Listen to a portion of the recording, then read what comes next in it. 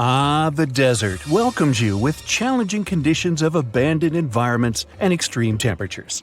Hey, some of us would prefer dessert, chocolate over sand and rocks. Oh well. Just like cactuses and camels, buildings have had to adapt to these conditions. Here are some examples of astonishing structures in deserts. These structures are called earthships. They're located in a New Mexico desert town. A large community of like-minded people lives in them. What's even more interesting is that the location of these buildings is registered as dumpsters. Maybe it's because all these structures are made out of old tires, bottles, and cans. Earthships operate using green building principles. About 40% of a typical earthship is built with natural or recycled materials. Imagine the walls made up of hundreds of used tires packed with dirt. Then there are layers of floor-to-ceiling passive solar windows. They gather the sunlight during winter and reflect it in the summer to keep the structures at a reasonable room temperature. You can see plants in corridors and glass bottles or aluminum cans stuffed inside walls. Certainly a distinct house in many ways. Mike Reynolds is an architect who noticed the alarming waste and consumption levels in the 1970s. He designed a fully sustainable home out of cans back then. Almost 40 years later, he becomes the one who brings together all the other earthshippers. Reynolds drove a Mercedes, but it ran off of the vegetable oil he picked up at fast food restaurants in town. A standard 2-bedroom, 2-bathroom earthship costs about $250,000 in this town. Yet there are earthships like Dobson House that can cost as much as $1.5 million. If you do it yourself, with family and friends, you can eliminate the cost of labor, and it becomes relatively less expensive. Let's assume you're really going to build one. Where can it be? Well, anywhere. Earthships currently fit in the cold, dry air of Canada, as well as the hot and humid climate of Haiti. This is the Mirage Mirror House. It's an installation set in the Southern California desert. Mirage opened in 2017 as part of a contemporary art exhibition. It's composed of mirrors. This minimalistic structure blends with the environment around it. The doors, windows, and openings have been removed to create an amazing experience. What you have in the landscape is reflected back to you. How's it made? With mirrored surfaces. At night, the distant lights refract from the mirrors. In the daytime, the sky is transformed into banks of clouds. There's no fixed scenery in this house.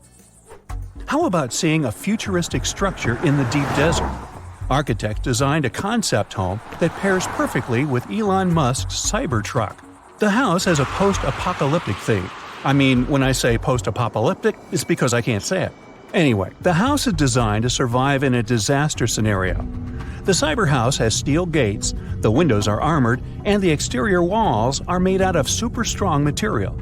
Modern house is controlled by an autonomous geothermal heat pump. To put it in less sci-fi terms, you can keep the internal temperature steady. This sleek house has an entrance that can fit the Cybertruck. After all, it's inspired by it in the first place.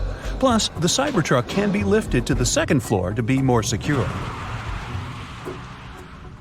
This is King Abdullah Petroleum Studies and Research Center in Saudi Arabia. Basically, it's a laboratory in a desert. It was designed to demand minimum energy. The architecture has patterns on the walls and ceilings, giving reference to the local tradition of geometric form.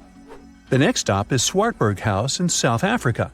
This one is located near the Swartberg Mountains, but don't get too excited. It's on the edge of the Great Karoo Desert. It's a 4-bedroom apartment. It has a special temperature regulating system. The system works like a shield from the heat in the summer and as a sun trap in the winter. You're looking at the Grand Mosque of Djenné in Mali. This mosque is 52 feet tall. This is impressive because it's made of only sticks and a special mix of mud and other natural elements found in the desert. Petra is an ancient city hidden in the Jordan Desert. The structures are carved directly into red, white, and pink-colored sandstone cliff faces. It's located among the canyons and mountains near the desert. The place was a trade center many years ago. You might already see pictures of the impressive facade of the treasury. This structure still holds many mysteries in it. For starters, scientists can't explain how the Nabateans managed to create such a structure thousands of years ago. Did you know that there's another mysterious place in the middle of the desert that has a similar structure to Petra? Madain Saleh was like a second capital of the Nabatean kingdom. Yet another secret they left for us to decipher. It has over 100 decorated tombs and more than 1,000 non-monumental graves. Plus, inscriptions and cave drawings are also here, again surrounded by sandstone. This wooden shack was a post office once. The structure is in the Tengger Desert of Mongolia. It's surrounded by nothing. Sand is the only thing that accompanies the lonely structure. The building is only 23 square inches. As you can guess, it didn't get too many visitors. It was abandoned for over 35 years. Its fate changed one day when a woman discovered the building. Mrs. Zhang and her friend came up with an idea.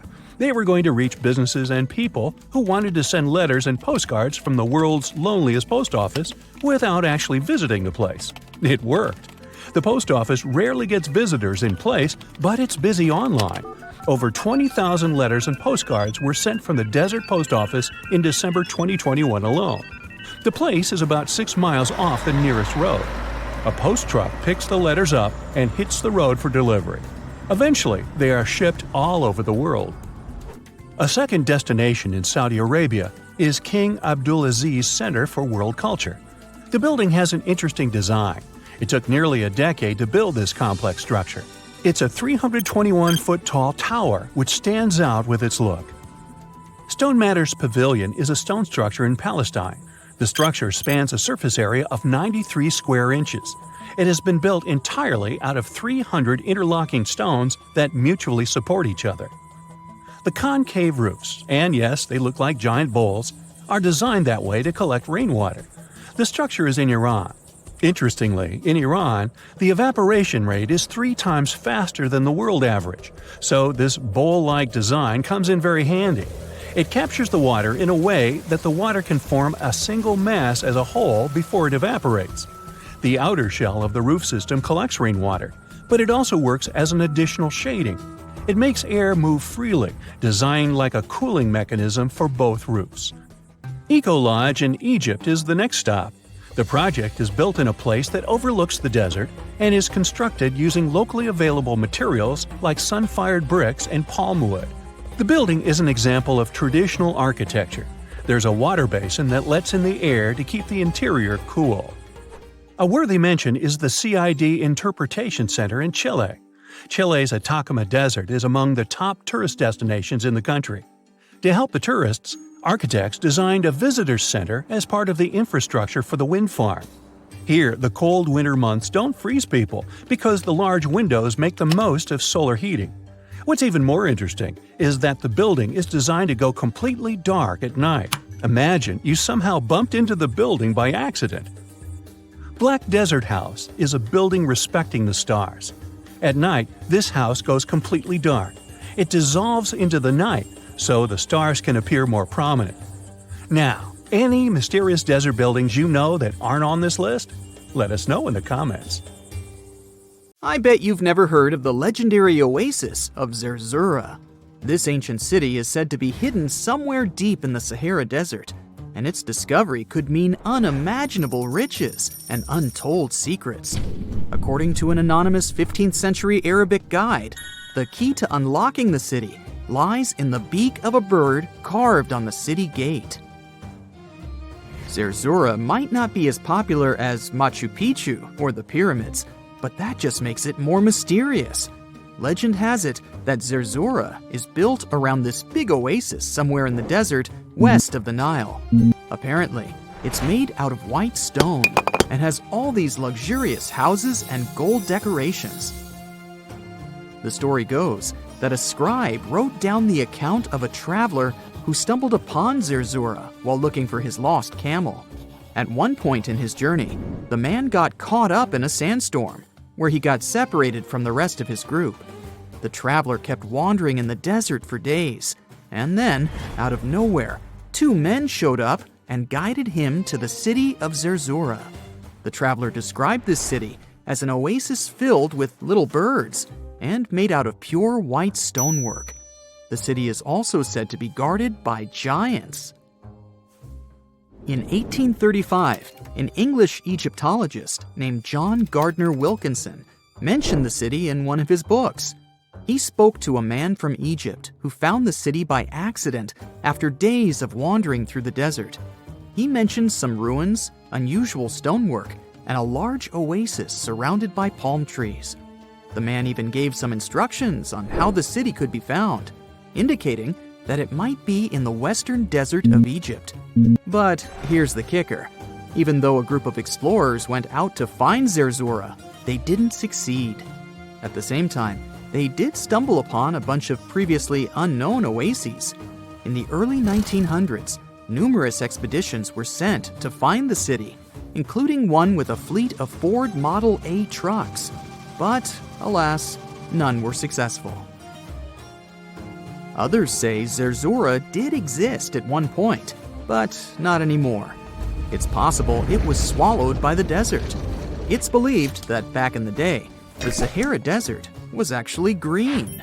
Scientists even found traces of ancient rivers that flowed through the area 100,000 years ago, creating green corridors across the desert.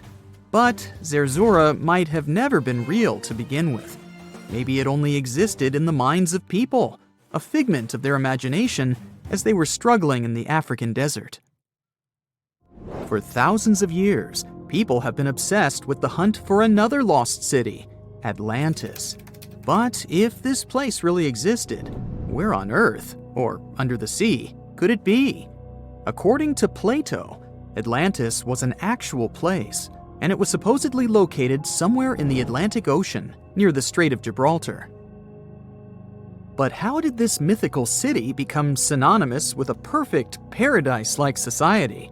Well, you can thank Ignatius Donnelly for that. The American writer published a book in 1882 where he outlined 13 hypotheses about the existence of Atlantis. Donnelly truly believed that this lost city was where ancient humans lived in peace and joy for centuries. Donnelly even thought that Atlantis was the original source of many ancient civilizations around the world. And if we just followed Plato's clues, we could totally find Atlantis. Sounds like a treasure hunt, right? What inspired Donnelly to go on this quest in the first place, you might ask? Apparently, an amateur archaeologist discovered the city of Troy, using Homer's The Iliad as a guide. Well, if Troy was real, then why not Atlantis? Back in the day, some people believed that America was the legendary Atlantis. Columbus really stirred up some excitement when he brought back news about the New World to Europe.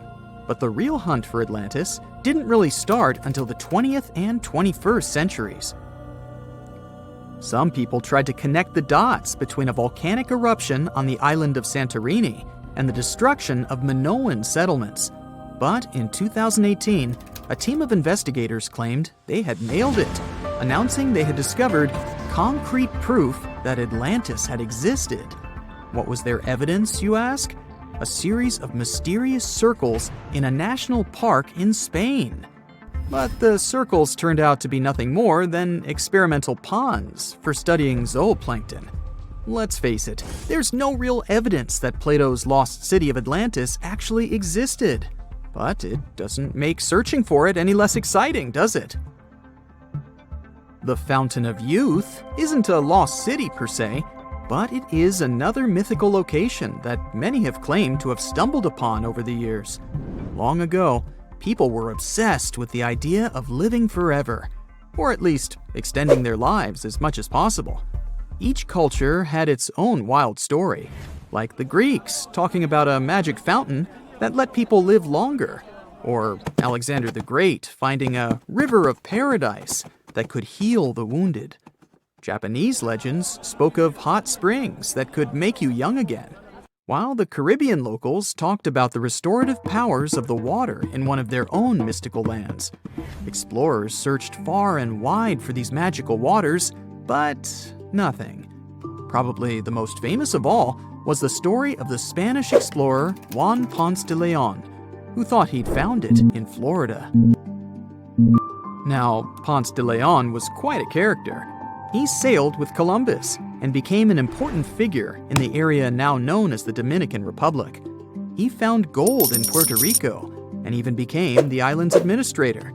But when the ruler of Spain decided to replace him in his duties, he got upset and decided to explore Florida, looking for gold and the elusive Fountain of Youth.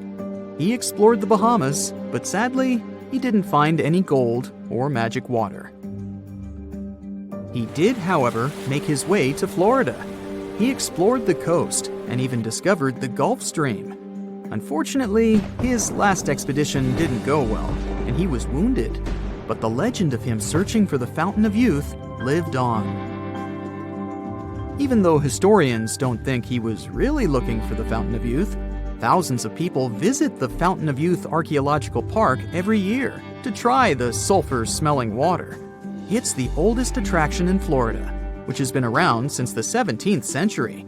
Some say the water has unusual properties, but I'll leave that up to you to decide after you visit this place.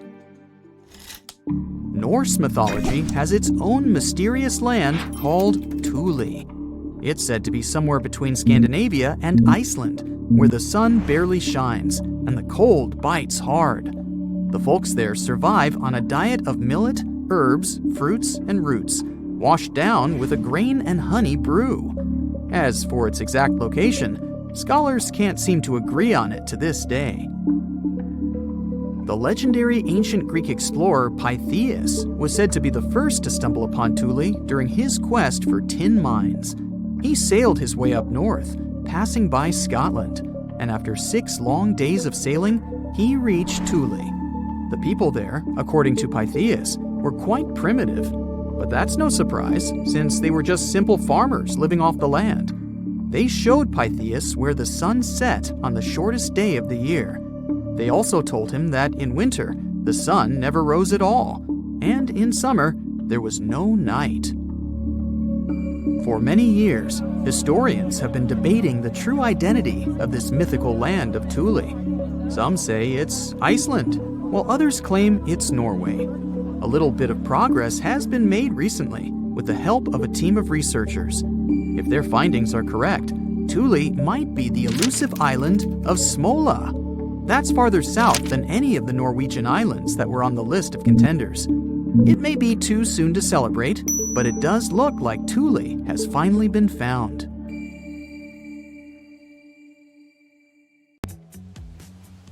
Hey, if you think Stonehenge is one of the oldest stone monuments ever, well, let me introduce you to Göbekli Tepe. Buckle up, we gotta travel to Turkey to meet this really old guy. Yeah, he's too old to travel. Jokes aside, Göbekli Tepe, an archaeological site located in southeastern Turkey that dates back to the Neolithic period, around 10,000 BCE. It's considered to be one of the oldest and most significant archaeological discoveries in recent times. The site consists of a series of circular and rectangular structures made of stone pillars. Yeah, it does look like its younger brother Stonehenge. Some of those pillars are decorated with intricate carvings of animals and other symbols. Now, you maybe wonder, hey, why on earth did they make such a fascinating building? What was its purpose? Sorry, I got no answer for that. The purpose of the site is still unknown, but it is believed to have been a ceremonial center for the ancient people who lived in the area. The discovery of Göbekli Tepe has challenged long-held beliefs about the development of human civilization, as it suggests that complex societies may have emerged much earlier than previously thought. Okay, pack your stuff, our travel's just started. Next destination, Masada. It's an ancient fortress located in Israel on a plateau overlooking the Dead Sea. Hey, look at that view, spectacular, huh? It was built by King Herod the Great in the 1st century BCE, and it was very smartly built. Within the fortress, there were various facilities such as storehouses, barracks, a palace, and a set of cisterns capable of holding approximately 40,000 cubic meters of rainwater. People living there believed that the collected runoff from a single day's rainfall could provide sustenance for over 1,000 individuals for a period of 2 to 3 years. Access to the fortress was limited to 3 steep and winding paths leading up to fortified gates. Still, at one point, the fortress was occupied by people who had fled Jerusalem after the city was captured by the Romans. They held out against the invaders for several months, but eventually they were defeated. But these guys didn't surrender. The story of Masada has become a symbol of resistance and bravery. Today, Masada is a popular tourist attraction and a UNESCO World Heritage Site. The next flight is going to be short. We're popping over to Egypt to see the Karnak Temple Complex. It's a vast ancient Egyptian temple complex located in the city of Luxor, Egypt. It was built over a period of 2,000 years and covers an area of more than 200 acres. The complex is dedicated to the worship of the deity Amun-Roka. Wait a minute, that should be Amun-Ra, and it was one of the most important religious centers in ancient Egypt. The Karnak Temple consists of several temples, chapels, and other buildings, including the Great Temple of Amun, the Temple of Khonsu, and the Temple of Ptah. Ptah! The Great Temple of Amun is the largest and most impressive temple in the complex, with massive columns, statues, and other decorations. One of the most famous features of the Karnak Temple complex is the Avenue of Sphinxes, which is a long avenue lined with Sphinx statues that leads from the entrance of the complex to the Great Temple of Amun. Another notable feature is the Hypostyle Hall, which is a massive hall with 134 columns that are over 70 feet high. The Karnak Temple complex is a popular tourist attraction and a UNESCO World Heritage Site. It's considered one of the most important archaeological sites in Egypt and provides a fascinating glimpse into the religion and culture of ancient Egypt. Hey, we can't hop on the next flight and leave Egypt until we see the Pyramid of Djoser. It has another name, by the way. It's also known as the Step Pyramid. This ancient Egyptian site is located in Saqqara. It was built during the 27th century BCE for the pharaoh Djoser by his architect Imhotep, who is considered one of the most important figures in Egyptian history. People believe this pyramid is the first monumental structure built entirely of stone and is an important example of early Egyptian architecture. The pyramid originally stood at 203 feet tall and was surrounded by a complex of buildings and courtyards. It was constructed in 6 layers, each smaller than the one below it, giving it the distinctive step-like appearance. The pyramid was used as a burial place for Pharaoh Djoser and was surrounded by a vast necropolis that contained the tombs of many other important officials. The Grateful Dead? The Pyramid of Djoser has several renovations and additions over the centuries, including the addition of a limestone casing that covered the original step structure. However, much of the pyramid was destroyed over time, and today only the central core remains.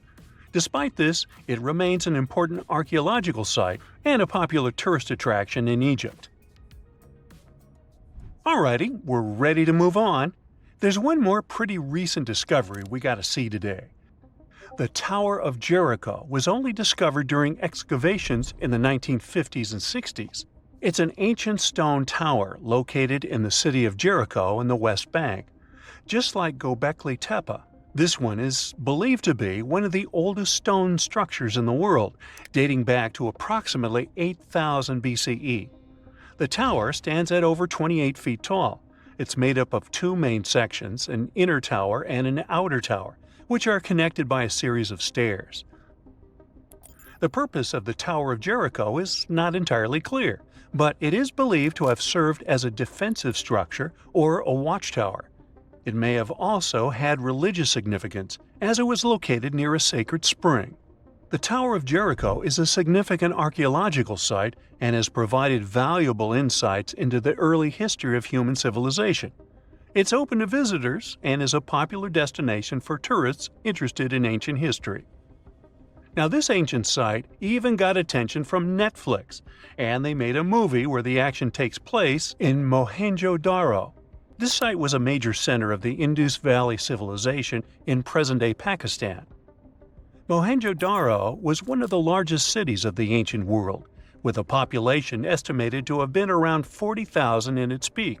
Trust me, that must have been a crazy megalopolis back then. The city was notable for its advanced urban planning, with sophisticated drainage and sanitation systems, and its impressive architecture, including the Great Bath and the Granary. Mohenjo-Daro was abandoned around 1900 BCE, and its ruins were only rediscovered in the 1920s. Today, it is a UNESCO World Heritage Site and an important archaeological site for the study of ancient South Asian civilization. We're heading to a teeny-tiny country that has quite an impressive history. Welcome to Malta. The Ġgantija Temples are a Neolithic site located on the Mediterranean island of Gozo. They're probably one of the oldest freestanding structures in the world, dating back to around 3600 to 3200 BCE. The temples consist of two megalithic structures, each with multiple rooms and altars. The name Ġgantija means giant tower in Maltese, as people believe that only giants could have built such massive structures. The temples are believed to have been used for religious purposes and are considered to be an important example of prehistoric architecture. They were added to the UNESCO World Heritage List in 1980. Well, you must be pretty tired, but there's one more place we gotta visit today. Our plane is already landing in Armenia, and we're here to see the Temple of Garni. Look, this one is well preserved. This temple dates back to the 1st century CE. It was built by King Tiridates I as a dedication to the sun deity Mir. Sadly, the temple was destroyed in the 17th century during an earthquake, which is quite a common thing for this area, but it was later reconstructed in the 20th century. Today, it's a popular tourist attraction and is also listed as a UNESCO World Heritage Site.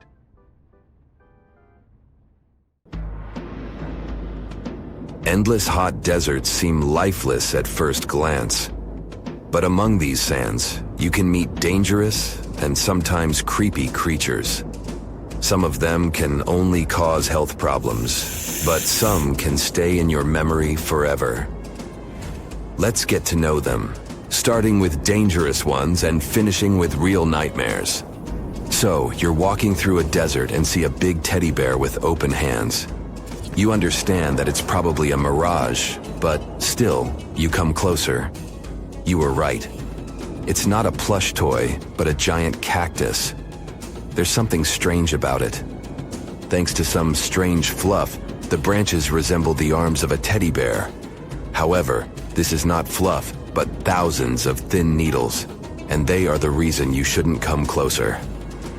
The cactus is called the jumping cholla, or teddy bear cholla. It grows in the desert areas of Arizona and in the northern part of Mexico. Don't worry, this cactus won't attack you, but it will cling to your skin or clothes if you touch it. Such a fur coat protects the cactus from animals, creates shade, and saves it from heat. The lateral branches are the most important parts of the plant as they carry out photosynthesis and accumulate a large amount of moisture inside. So, despite all the danger, the cactus can be helpful for desert wanderers. And the danger here is needles. If you look closer at them, you will see they have the shape of hooks. One touch, and hundreds of thorns are already in your finger. It's pretty difficult to get rid of them, and the needles cause unpleasant, painful sensations.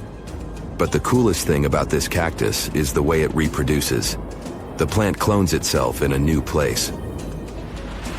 When animals and people pass the jumping cholla and touch it, the cactus gives them a small piece of itself, along with the needles. As soon as you throw this piece to the ground, it takes root and starts growing. The degree of danger is rising. The next monster from the desert is running toward us, and that is an ostrich. Many think these animals are cowards hiding their heads in the sand. You will most likely change your mind if you're unlucky enough to meet one.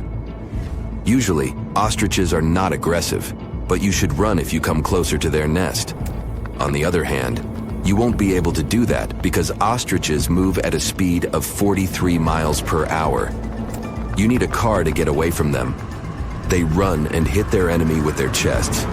There have been cases when ostriches attacked vans and caused significant damage to them. But the main danger these birds present is their powerful legs with sharp claws. They can deliver strong blows with them and even beat a prone opponent. So yes, if you see an ostrich in the distance, go the other way. This small spotted lizard lives underground almost all the time in the arid deserts of the southwestern US and northwestern Mexico. Sometimes it goes outside to find lunch, It only seems cute, but in fact, it's a dangerous Gila monster. Its thick skin protects the reptile from hawks, coyotes, and other predators. But its main protection is its venom. Snakes and spiders inject their toxins using long, needle-like fangs. The Gila monster clamps down and chews the prey to spread the venom. And when it bites a person, it can keep its jaws closed for a long time. Getting rid of the animal is a tricky feat. People who have experienced the effects of the venom say it feels as if hot magma passes through the veins. Despite this, the lizard turned out to be useful for science. Doctors used its venom to create medicines for diabetes and obesity. The time has come. Now you're about to meet one of the creepiest creatures living in the desert. Be quiet and listen to the silence. Stand still. There's no one around. Suddenly, you hear some hissing coming from below. You lower your head and see it. A big yellow spider the size of a human palm with strong jaws and long legs hides in the shadow of your body. In horror, you run away from this monster, but it goes after you. It isn't easy to do it in this situation, but try to calm down. The creature isn't interested in you. It wants only your shadow to hide from the scorching sun.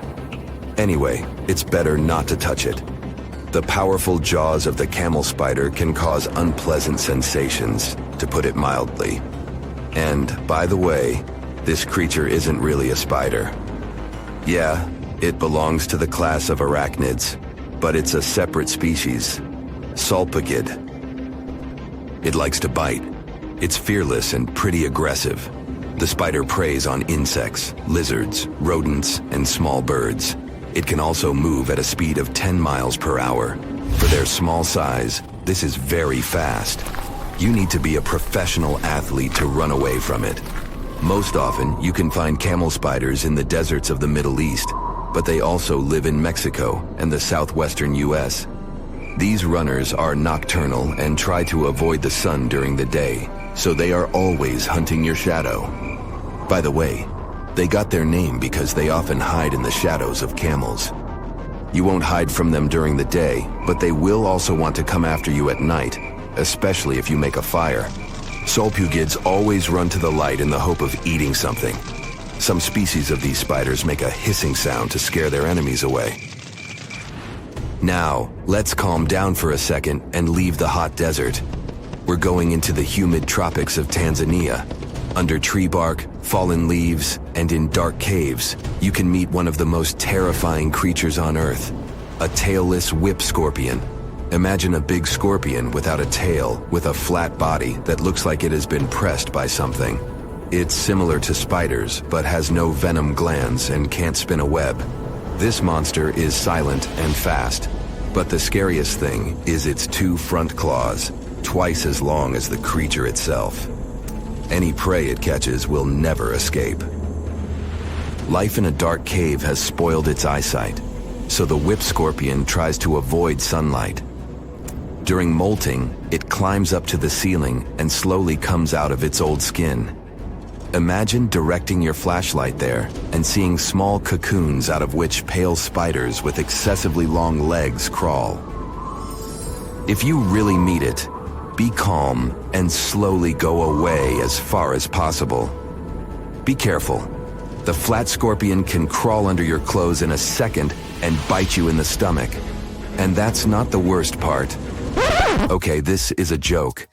This pretty guy is one of the shyest and most harmless creatures among spiders and scorpions. It's afraid of you and will never attack. Many consider it beautiful and keep whip scorpions in glass terrariums. If you want such a pet, carefully watch it so that it doesn't run away from its house. If it happens, it will be pretty challenging to catch it again. In a matter of moments, it can get under your bed or go through gaps in the floor. Then it'll go to your neighbor's apartment through a ventilation system and scare people there. Okay, how about one more scorpion? It's not as creepy as the other creatures in this video, but it's the most venomous scorpion in the USA.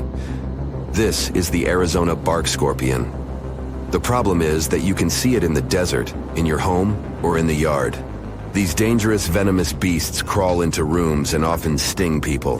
One time is enough to cause pain, similar to a bee sting. But someone with an allergy may experience paralysis, breathing problems, and other health issues.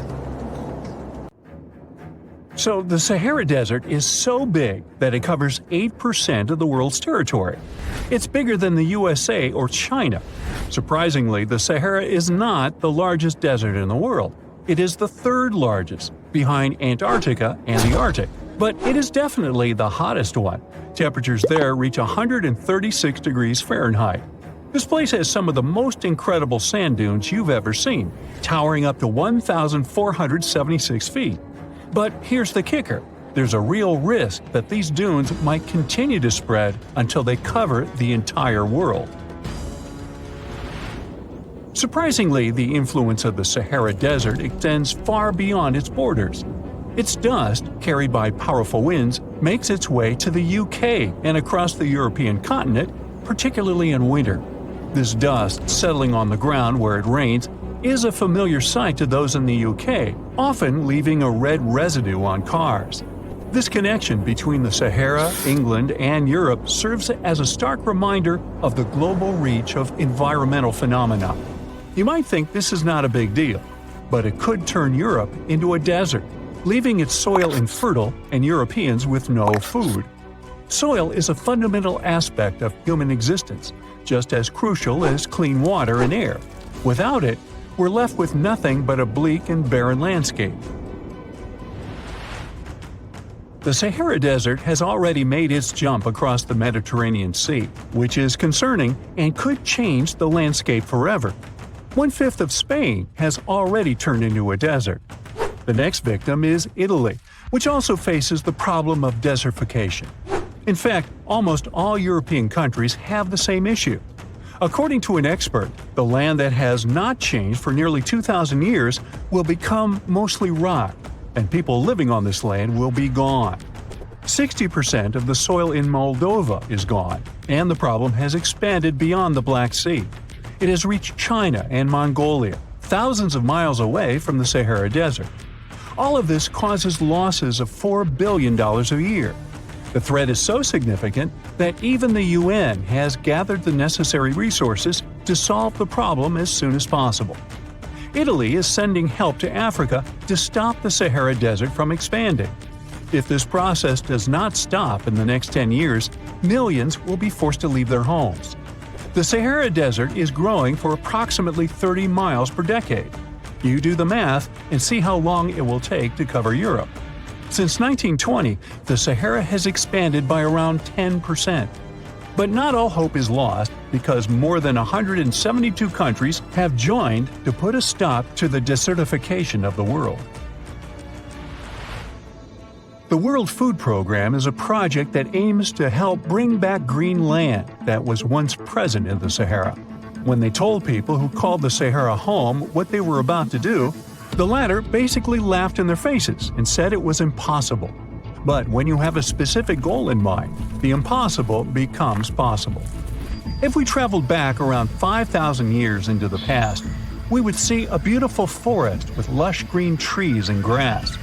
Africa's climate has been changing for 21,000 years, from fantastic greenery to uninhabitable deserts. This has to do with Earth's rotation and the monsoons that bring water to this dry continent. But with the help of scientists and some clever tricks, we can bring the greenery back and stop the Sahara in its tracks. The Senegal River serves as a border between the Sahara Desert, Senegal City, and Mauritania. When you look at this area from space, you'll see how the desert is expanding to Senegal because the vegetation along the riverbank is almost non-existent. Forests can serve as a barrier, stopping the sand from getting blown away and the desert from expanding.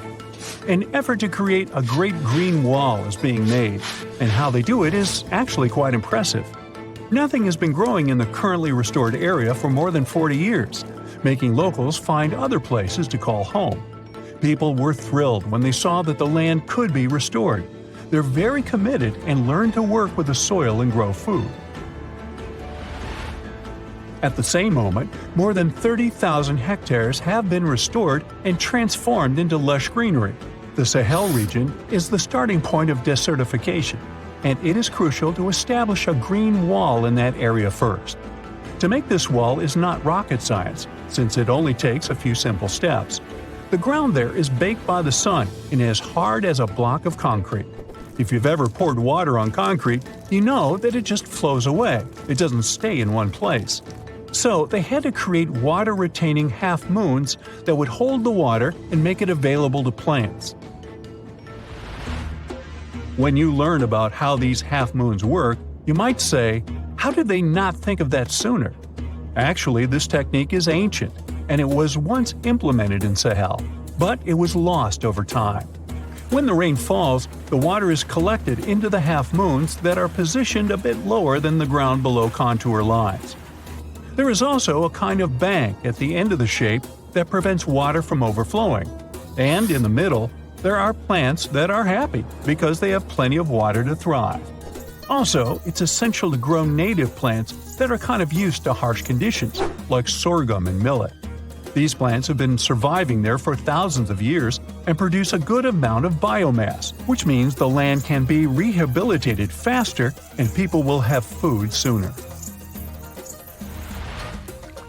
The water that will enter the half-moons won't be lost. It will penetrate the ground and top off underground waters. This will ensure the ground that H2O will never run out and that future generations will have usable aqua. This brilliant planting technique is not limited to half-moons. People also create lines and plant various vegetables, such as tomatoes. Next, there are places only for trees, like lemons or oranges. After a long hot day, nothing is better than a freshly made cold lemonade. The trees will also protect the soil, and with some luck, there will be a new forest in the Sahara Desert. The goal is to copy the forest dynamic. Start with small plants and gradually expand to bigger plants that are more useful than the tiny ones. They are aiming to plant more than 10,000 trees. Right now, many people are leaving the Sahara after the rainy season, going to cities or leaving Africa altogether. At this time of year, villages are like ghost towns. Only animals can be found there. Most people are gone. I mean, who would blame them? Nobody wants to live in the sand where nothing grows. Luckily, with all this new, old technology being developed, many people are slowly but surely returning to their land and starting to work in agriculture. The best thing is that there are no brutal winters, so plants grow 12 months a year, and people can always have food. People are becoming more social because now everybody stays in their villages and doesn't travel much. If this project works out, Africa will be saved, and the world won't turn into a giant desert. You plan to spend your summer vacation in Africa. The final destination is the Sahara Desert. It's located in northern Africa, stretching from the Atlantic Ocean to the Red Sea. You're excited to ride camels and learn about the region's rich cultures. You hop on an extensively long flight, and finally, you are here. You find yourself in the world's biggest hot desert. Can you believe it's 3 million square miles? You're ready for your first adventure after drinking liters of ice-cold water. The guide gives you a choice. You can spend 2 weeks visiting a collection of oases, or you can help them solve an ongoing local mystery. Deep into the desert, near this Algerian town, lies a mystery begging to be solved. A collection of huge, spotted circles in the sand. There are dozens of them, stretching for miles in a straight line. The circles were first identified via Google Earth images several years ago. People have debated them for years, but no one seems to know the answer. The strange thing is that they are so many miles away from any towns, roads, or human activity. The quickest way to discover the truth behind the circles is asking questions. You grab your notebook and set out to talk to locals. Everyone is helpful in this scenario: geographers, anthropologists, elders, and historians. The first person you talk to is a map expert. You need to understand if those circles were authentic or a satellite glitch. You end up interviewing the people who take Google Earth satellite pictures. The circles are really there. They appear in multiple pictures from many years. Then, let's understand why they are there in the first place. After 2 days of interviews, you have your first lead. The circles could be the result of oil activity. Experts explained why this would make sense. Algeria is a rich area for natural resources, so this would be a sensible guess. Usually, to find out if there is anything worth extracting, companies would undertake seismic surveys. Seismic surveys are a way of analyzing the Earth's surface by sending shock waves into the ground. Depending on how these waves bounce back, you'll know what is located there. A special vehicle could have marked the soil that way. So, did we unravel the mystery? Not quite so. As you know, the Sahara Desert is one of the driest areas on the planet. The average high temperatures in summer are over 104 degrees Fahrenheit. To survive there, people need to find ways of accessing water. So, these circles could be a kind of ruin or leftovers from ancient water wells. Again, I'd say this is a sensible guess. Ready for some fact-checking?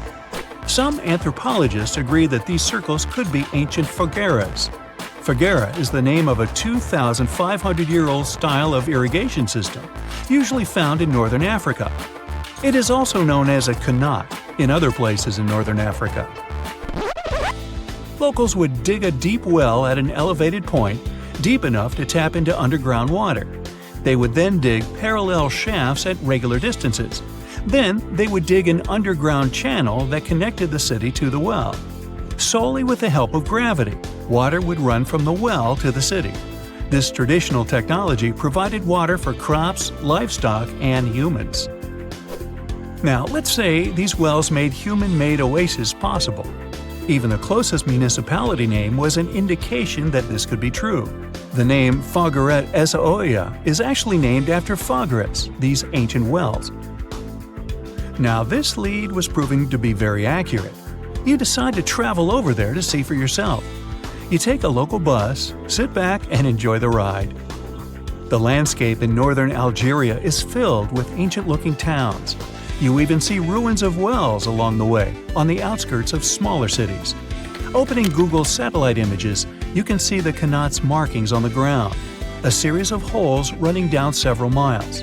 But as soon as you arrive, you find out you were wrong. Dale Lightfoot, one of the world's leading experts on qanats, said that the circles were definitely not qanats. Even the satellite images confirm this difference. Uh-oh, we were so close. Apparently, qanats or fogueras would not run down a straight line. They wouldn't be shaped like circles. Another clue that this wasn't the case was that there were no towns at the end. The circles were really far away from any human activity, and qanats were explicitly built to provide water for human settlements. Well, it sure was a good try. You almost gave up on this mystery when you decided to take one more field trip. It was days of preparation, pickup cars, food, equipment, all so that the mystery of the Sahara circles could be unraveled. On the first day, you drove over 99 miles into the desert. You were always curious to see what this part of the world looked like. Over there, you see nothing but mustard yellow dunes. The night sky is pretty decent though. You can see the entire Milky Way with your own eyes. You set up camp and sleep under a canopy of stars. The next day, tension grows. There's no cell reception. Oh dear. But thankfully, you added the coordinates of the circles to your Google map. And surprise, the offline mode works out there. You follow the coordinates, but it leads you astray. You start to get nervous, thinking this was all in vain. But you and the team get into the car and drive a few more miles past the coordinates on your phone. After a very bumpy ride, you can't believe your eyes. There it is, an enormous crater dug on the sand, surrounded by 12 smaller holes. From up high, it looks like a clock, without the pointers, of course. On the ground, they're very faint, so faint you almost miss them. Searching the area, you notice all the holes had something similar, metal wires, thin wires that you can pull from the ground. They're buried deep, so you start digging. An object starts to reveal itself. Uh-oh, it looks like old dynamite. This certainly surprises you. Better stop digging to avoid any accidents. At the end of the survey, you feel satisfied, but still curious. What could all this dynamite mean? And who put it there? What comes next is the turning point of your adventure. Walking back to the car, you see something shining on the ground. You approach the item with curiosity. It's round and rusty and looks like a sardine can. What's that doing here? Could this give you more clues about the circle's mystery? Just in case, you pick it up and put it in the car. Back in the city, the puzzle pieces start to reveal the story behind the Sahara circles. You bring photos and the sardine can and show them to local experts. They analyze your material and give you an intriguing verdict. As it turns out, guess number 1 was the closest one to the truth. So, what happened to the first guess? Why do we need to keep digging deeper? Well, because it was only half right. The Sahara circles are not a historical footprint of seismic surveying. Back when the circles were made, this technology didn't even exist. But they sure are related to oil exploration. The dynamite-filled holes were an old method for oil searching. The circles are the leftovers of surveyors looking for resources underground. And the sardine cans? Well, they were left by the workers who held explosion works. You gotta eat, right? According to the model of the can, this happened more or less around the 1950s and 1960s. So these circles aren't even that ancient. More like modern ones, if you ask me. Well. Hope you are glad you tagged along and helped unravel this mystery. See you in the next mystery-solving adventure. Mirror check. You've got your beige parka on, your chisel is packed, and your overnight plane ride to Saudi Arabia is booked. You know what this means, right? Unfortunately, you weren't cast in the remake of Dune. It just means that you're ready to go explore the world's largest desert areas in the hopes of uncovering prehistoric secrets about our ancestors. Let's get one thing straight. If you ever thought that deserts were empty spaces, think again. They might be filled with sand as far as the eye can see, but they also hold a lot of history, you know, because before humans settled down in cities and towns, we were nomadic people, and we traveled all around the globe looking for food, water, and shelter. So we had to come up with some interesting stuff to survive. Like this thing that was found in the desert of Saudi Arabia. Do you have any idea what this could have been? Over many years, scientists have discussed the origins and use of huge structures such as these ones. It seems our Neolithic ancestors were way smarter than we gave them credit for. They didn't spend all their hours around the fire carving weapons out of stone. No, they were also practicing their architectural skills. These huge stone structures are called desert kites, because if you look at them from a distance, well, they sort of look like kites. Archaeologists have arrived at the consensus that these kites were used to lure animals in. This way, it would make it easier for our ancestors to guarantee their week's food. But that's not all. Take a look at these monolithic structures right here. They show us that our ancestors probably drew on rocks, the blueprint of what they were going to build on the ground. Just like modern-day architects, desert kites could be miles long, so they drew out a plan before actually building them. The most surprising feature of all is that these kites were built even before things such as Stonehenge. We're talking around 7,000 to 9,000 years ago. Over the last decade, scientists have been able to identify over 6,000 desert kites spread across the Middle East and West and Central Asia. If you don't think this huge, try building something this large without the help of any drones. It looks like a pretty difficult feat to me. And apparently, Saudi Arabia's desert is filled with more amazing things. Scientists have found mysterious stone structures that are older than the pyramids of Giza in Egypt. So of course, you can't wait to go check that out. Can we all agree that carrying around heavy rocks to build a pyramid without the help of modern technology sounds absurd? I mean, how on earth did they do it? Now imagine turning back the clock about 2,000 years into the past and finding humans that built similar gigantic structures in isolated areas. Take a look at these so-called mustadils. They are rectangular structures built from piled-up stones, found over 77,000 square miles. Some archaeologists believe that these monuments were used for ritualistic purposes, maybe processions of some kind, where people would walk from one end of the plateau to the other. I'd be down for that. Now let's move on to another deserted area. We're entering the world-famous Sahara Desert landscape. Isn't it beautiful? Here, you're about to unravel an ancient mystery, something that took years for researchers to solve. Fun fact, the Sahara Desert is the world's largest hot desert. It spans over 3 million square miles. which would be like putting 1,000 times the country of Hawaii next to each other. We say it's the largest hot desert because the world's largest desert area is Antarctica. But we all know temperatures over there are freezing, not the typical image of when we think of a desert. Deep into the desert, near the Algerian town of Fougeret et Zoua, something strange was found. For decades, these tiny dots appeared on images of Google Earth, but nobody could explain what they were. Some scientists were sure that these circles are the result of oil activity in the region. Others guessed that these were ancient fogeras or ancient water wells.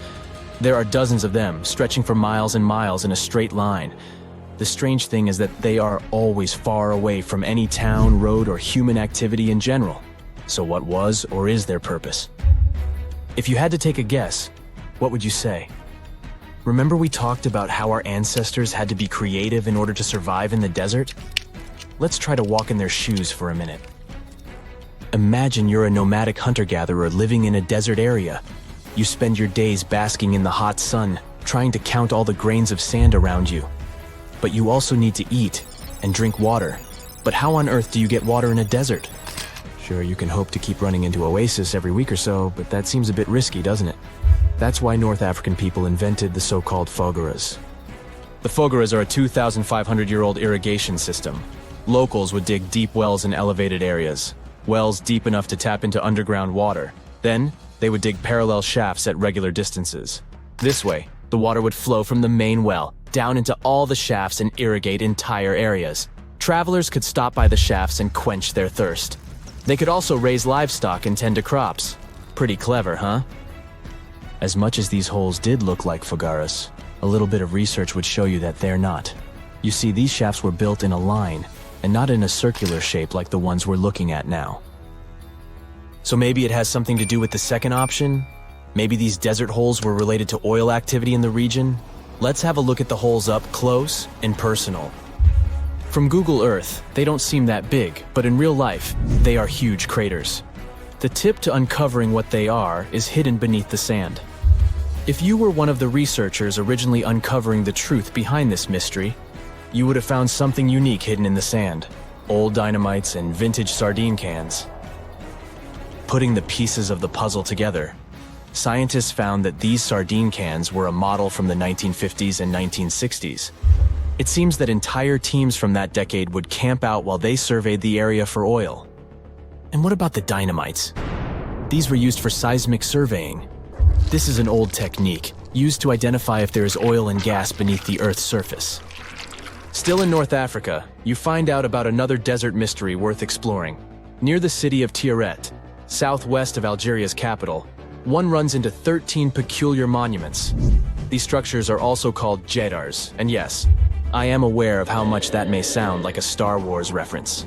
They are pyramid-like in their shapes, and as far as scientists know, they were used as final resting places for the people who lived in the region. Can you guess who these were? Most likely the Berber nomads. And since we're talking about ancient stuff, they were probably built between the 4th and 7th centuries CE. Once scientists began to explore the insides of these monuments, they found they were pretty big inside. They found large underground vaults, chambers, and labyrinth-like corridors that gave way to over 20 compartments. It could take you up to 2 hours to walk around in them, and apparently our ancestors also used its walls to depict images of animals and hunting scenes. There's no definite proof of what these jedars were used for, though. This is so neat, huh? I'm sure that our world's desert is filled with many more mysterious things for us to unravel. I guess I'll see you next time so that we can continue our explorations. You're flying over the Sahara Desert in a small, light aircraft when you spot something truly weird. It seems to belong to a very different part of the world, the ocean. But what ocean can be huge enough for this monstrous sea star to dwell there? You descend and realize that it's not a sea star. It's a towering dune with a pretty unique shape, and it's not alone. From afar, these magnificent sand structures look a bit like pyramids. They have pointed tops and radiating arms. Called star dunes, they're the most complex and largest desert dunes in the world. They're the tallest of their kind, but that's not the coolest thing about them. Researchers have found similar formations on Mars, and even on one of Saturn's moons, Titan. Star dunes aren't super rare, but they're especially widespread in southeastern Morocco near the border with Algeria. That's where you're flying at the moment, and the breathtaking dune you're marveling at is Lella Lalia, probably the most famous of them all, a giant 330 feet tall. Scientists believe that it formed in less than 1,000 years. How about doing some research to find out more about these unusual formations? There, I see a great spot for landing. Star dunes got their name because of their multi-armed shapes. They form in areas where winds change direction throughout the year. But even though you can find them in different places on our planet, there is just one confirmed star dune in the rock record, the collective record of Earth's development reflected in preserved rocks. The star dune in question is in Scotland, and it's ancient, from about 250 million years ago. That's all we know about super old star dunes. Probably because we don't know what to look for to identify one. Another problem: star dunes often form in remote locations, which makes them extremely difficult to study. Imagine reaching the nearest settlement, then somehow traveling who knows how many miles to the dune itself, and then slogging up several hundred feet of shifting sand. I'll pass. But you can go since you've already landed, and the dune is right here in front of you. Currently, you're in a dune field called Erg Shabi. Lucky for you, this area has long become a popular tourist stop. Look, in the distance, there are hotels and even a good road. Scientists who examined Lella Lalia before you used ground-penetrating radar to find out more about the sand formation. This equipment can detect the tiniest differences in sand grain sizes and water content under the surface of the dune. That's how you can create a picture of its interior layers. Look out! Phew, it was a close call. See this trench? The researchers dug such trenches to take samples of long-buried sands and then examined them. It's a pretty cool process. The thing is, while buried deep inside, the quartz in the sand accumulates radiation coming from natural sources within our planet. We can compare the grains of quartz to minuscule rechargeable batteries. They can store the energy they get from radiation. When researchers bring them to the laboratory, they can make the grains release that energy, which comes out in the form of light. Scientists can measure the brightness and say when the sand enjoyed sunlight for the last time. Now, when those experts who dug the trenches looked inside Lella Lalia, they were shocked. The enormous formation turned out to be very young, for a dune, of course. You'd expect a dune that is several hundred feet tall to be pretty old, like thousands or tens of thousands of years. But that wasn't the case. Well, at least not entirely. The upper part of the dune has turned 900 just recently. But look at the sand near the base of the dune. Yep, right there. Well, it was buried there around 12 or 13,000 years ago, representing ancient dunes in the area. Those good old dunes were active for a couple thousand years, and then something went wrong. Because for a whopping 8,000 years, the sand wasn't accumulating there. A mystery? Scientists might have an explanation. You see, the first part of this quiet period occurred during the time when the climate became warm and wet. Yep, even in the Sahara. It happened about 11,700 years ago. It was the end of the last ice age and the beginning of a new era, the Holocene. And guess what? The Sahara went green. It started blooming like your local botanic garden. Plants started popping up all over the place, stabilizing the sand. If you had visited the Sahara during that period, you wouldn't have recognized this place. But you would have likely come across humans wandering marshy landscapes and hunting for food. Researchers have found pottery fragments and stone tools on one side of Lella Lalia. That's true.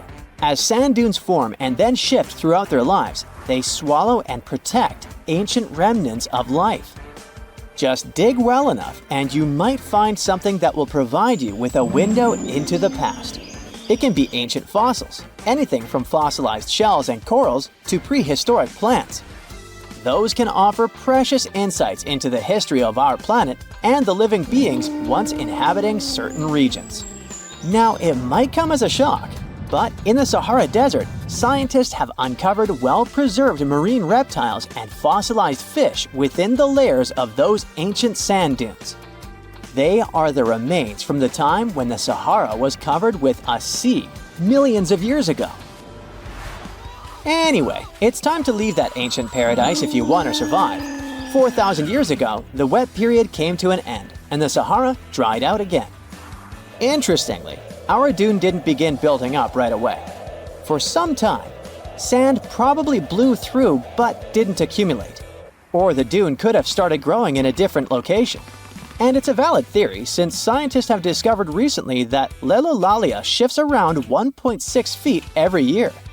It also accumulates about 6,400 tons of sand every year.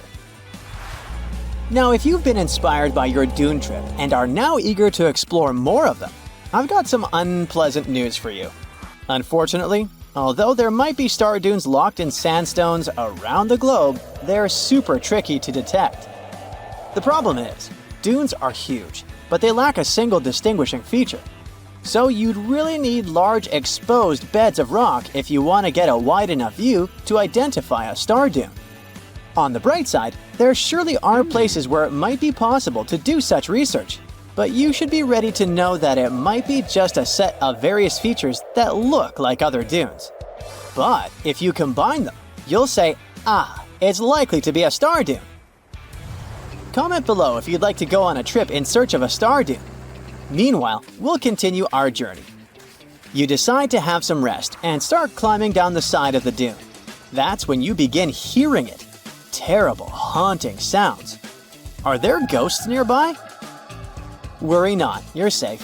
You might have heard of a phenomenon called singing sands. As you walk down some sandy slopes, you disturb the grains of sand. They rub against each other, producing friction that creates those eerie melodies. With each step, the sand beneath your feet comes alive in a ghostly choir of whistles and whispers. The sounds range from low hums to loud, high-pitched wails, as if an otherworldly symphony is echoing through the dunes. But of course, scientists have their own very practical explanation, attributing this phenomenon to the right atmospheric conditions combined with the unique size, shape, and moisture content of the grains. Now you've almost made it all the way to the bottom of the dune, but beware of slip faces. When a sand dune reaches a certain steepness, it develops a slope. That's the very slip face I was talking about. This slope is usually on the leeward side of the dune and sheltered from the prevailing wind. Sand grains start accumulating on the windward side, slowly creeping along the dune's gentle slope. At one point, they reach the top. Gravity takes over and they start sliding down, triggering a cascading effect. It looks like a miniature sand avalanche, and I wouldn't want to end up in its way. We've all heard of the Sahara. Sure you have. It's the largest hot desert on the planet. A sea of sand covering an area larger than the contiguous United States. But have you ever wondered what lies beneath the sand dunes? To answer this question, we must travel deep into the past of our blue planet. Up until some 6,000 years ago, the Sahara was grassland. Humans were around at this time, not me, spreading agriculture around the planet. In the north of Africa, the color green dominated. Plenty of rainfall meant that there were lakes, rivers, pastures, and even forests. A completely different image of the Sahara from the barren landscape of today. But then, the climate started to shift. The region became parched, and the vegetation started disappearing. The wind did the rest. It took away the fine sediment after there were no plant roots to hold the ground together. Give it a couple thousands of years, and you get a familiar image of the Sahara. Sand and rocks stretching as far as the eye can see. But when it comes to volume, only a quarter of the Sahara is actually sand. The yellow sands of the Sahara are just one part of the story. The desert has many other features, such as gravel plains, salt flats, and plateaus. Makes you think if we understand the word desert correctly. For people who study such terrains, geologists, there is only one condition for defining a desert: precipitation. If an area gets little or no rain, then it's considered a desert. The Sahara certainly fits the bill. Its average annual rainfall is just 3 inches. Compare that to the nearly 45 inches a year in New York. When we look at precipitation, this sandy desert is only the 3rd largest in the world. Number 1 and 2 are Antarctica and the Arctic. They are larger than the Sahara by millions of square miles. It sounds odd, but there is more than one type of desert. The first 2 are polar deserts, while the Sahara is a subtropical desert. But the difference in air temperature are staggering. In Antarctica's interior, temperatures plummet to minus 76 degrees Fahrenheit. Compare that to the highest temperature on record in the Sahara of 136 degrees Fahrenheit. But this desert has a cool side. At night, the temperature is roughly the same as the average yearly temperature in Denmark. This hot and cold roller coaster makes it hard to choose the right outfit when venturing into the Sahara. And what about the sand? How deep is it actually? The depth varies between 70 and 140 feet. That's not too deep. If you put the Statue of Liberty in a tall dune, half of it would still stick out of the sand. Its vast amounts in the Sahara were created by aeolian processes. That's Greek for wind. Over time, it blows and shapes the surface of the earth. In dry areas with sparse vegetation, winds erode the ground much faster. That's what happened in North Africa. Under all that sand is the bedrock and cracked clay. If you started digging, you would find the same everywhere on the planet, with one important difference.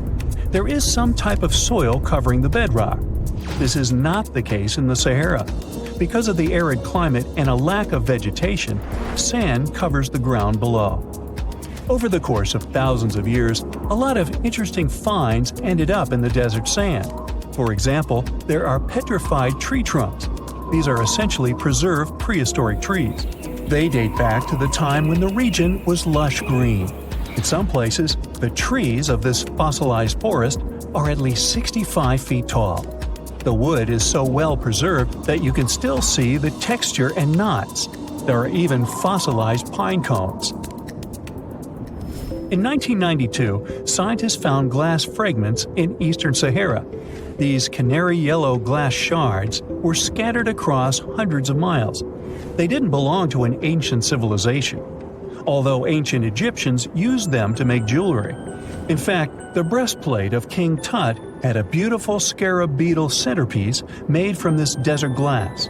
For a long time, scientists were puzzled about the true origins of these fragments. They finally concluded that the glass was around 29 million years old. It is an impact tape. If that sounds like it has something to do with the word impact, you are correct. These rocks are formed when a meteorite hits the surface of the Earth. This generates a lot of heat. Scientists estimate that the temperature needed to melt this mineral was close to 3,000 degrees Fahrenheit. Apart from the regular fine-grained sand, we also have melted sand in the Sahara. But the desert conceals other unlikely artifacts. Shark teeth are a common find in Morocco, which sits in the western part of the Sahara. What are the fossilized teeth of these marine predators doing in the middle of the desert? This part of the world looked entirely different millions of years ago. There was a sea cutting right through what is now a desert. The Trans-Saharan Seaway ran the length of present-day Algeria and Mali. It was around 165 feet deep. That was enough for all sorts of aquatic animals to inhabit it. Large catfish, sea snakes, and of course sharks lived in the area. British archaeologists even unearthed a turtle shell in Mali in the 1980s. For centuries, there was even an entire city hidden under the desert. Timgad was a Roman outpost constructed by the Emperor Trajan around the year 100 in the current era. For various reasons, its residents abandoned it around the year 700. The sands of the Sahara soon engulfed the city. It had remained hidden for nearly 1,000 years. Then, in the 1700s, a Scottish explorer started digging out the city. His team first uncovered a sandstone triumphal arch 40 feet high, similar to the ones we can see in Rome and Paris today. An amphitheater soon popped out of the sand, and it was followed by well-preserved statues of Roman emperors. The Scotsman's find was so impressive that no one believed him at first. It took 2 more centuries for archaeologists to fully excavate the city during the 1950s. The site covers a surface as large as 10 polo fields. The ruins reveal the full mastery of Roman city planning. All the streets meet at a right angle in what is known as an orthogonal grid. You can find the same layout in modern cities such as New York. Historians estimate that during its heyday, 10,000 people called Timgad home. Different nationalities lived here, from Romans to people of African descent. Today, more than 2.5 million people live in and around the Sahara. They are spread across 11 countries in total, and their living space is growing. The desert is 10% larger than it was just a century ago. This process doesn't involve sand pouring out of the Sahara. The ecosystems on the edges of the desert simply change over time. The wind blows the soil away and vegetation dwindles. The perfect conditions for the formation of a desert landscape. These changes are happening in the Sahel, a region south of the Sahara Desert. That's why the African countries have recently come together for a project called the Great Green Wall. The primary goal is to stop the desertification of the Sahel and hold back the sands of the Sahara. Their plan is ambitious and involves planting a wall of trees from the west to the east of the African continent. The proposed forest is not only going to be long, but wide as well. The Sahara and the Sahel share a historic bond. Since antiquity, camel caravans have been making the journey from Africa's Mediterranean coast in the north to the savannas in the south. The golden age of this trade kicked off in the 9th century. The perilous journey took several months to complete. The route was 2.5 times longer than the length of the Grand Canyon. Explorers still find evidence of these ancient caravans hidden away under the sands of the Sahara. Most people know that pyramids were built as grand tombs for the pharaohs, designed to ensure they had a smooth journey to the afterlife. The Great Pyramid of Giza, for instance, was constructed for the pharaoh Khufu. But what most people don't know is that this whole pyramid building trend started right here with the step pyramid of Djoser about 4,700 years ago. This massive structure was built for Pharaoh Djoser, a ruler from Egypt's 3rd dynasty. It rises 7 layers high above the ground and stands about 200 feet tall. We think of it today as a phenomenal architectural project. But for ancient Egyptians, the step pyramid of Djoser turned out to be more like a massive experiment, a trial run, if you will, to perfect their building skills before they moved on to even more ambitious pyramids. Reaching new heights is super exciting, but the real mystery is what is going on below the ground. In this pyramid's underground labyrinth, there is a network of tunnels stretching about 3.5 miles long. And some researchers believe these tunnels might have been part of a sophisticated water system that could completely change what we think about pyramid construction. Let's talk about this massive complex located in Saqqara. Surrounding the pyramid, there's what's known as a dry moat, a continuous trench that is up to 164 feet wide and almost 2 miles long.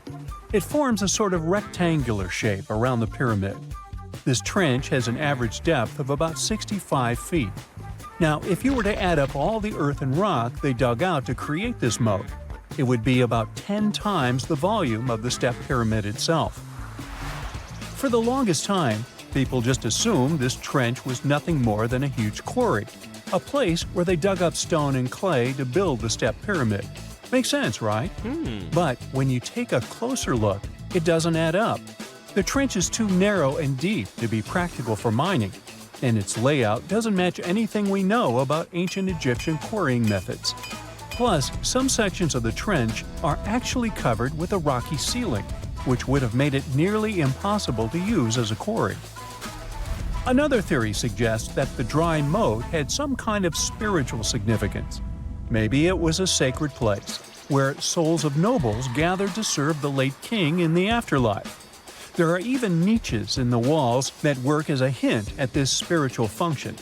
But most researchers believe that this purpose likely developed much later, long after the complex was built for Djoser. So, what was the moat really designed for? In 2020, a researcher came up with a pretty intriguing idea.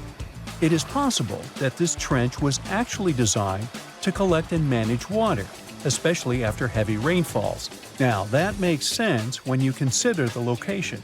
The moat sits in an area that could easily have been flooded by runoff water from nearby plains. This could also explain why the trench wasn't used for new graves until much later when the climate became drier and less prone to flooding. The story becomes even more intriguing, as this trench appears to be part of a larger, more complex hydraulic system within the Djoser complex. It is like the trench has several compartments, carefully carved out of the rock and connected by tunnels. These compartments likely served as a part of a water treatment system, where water would flow from one compartment to the next, getting cleaner as it moved along.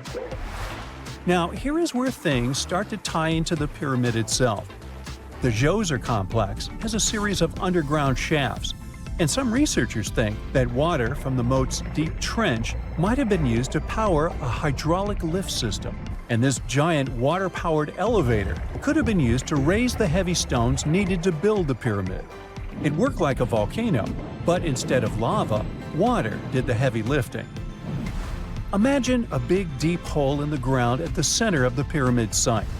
Inside this hole, there was a huge wooden platform, kind of like a giant raft that could move up and down. When the workers wanted to lift a heavy stone, they would fill the hole with water. As the water rose, the wooden platform started to float up, carrying the stone with it, almost like a giant water-powered elevator. When the stone reached the right height, the workers slid it off the platform and onto the pyramid. The idea is that water from the deep trench, after being cleaned and filtered, would flow into these shafts.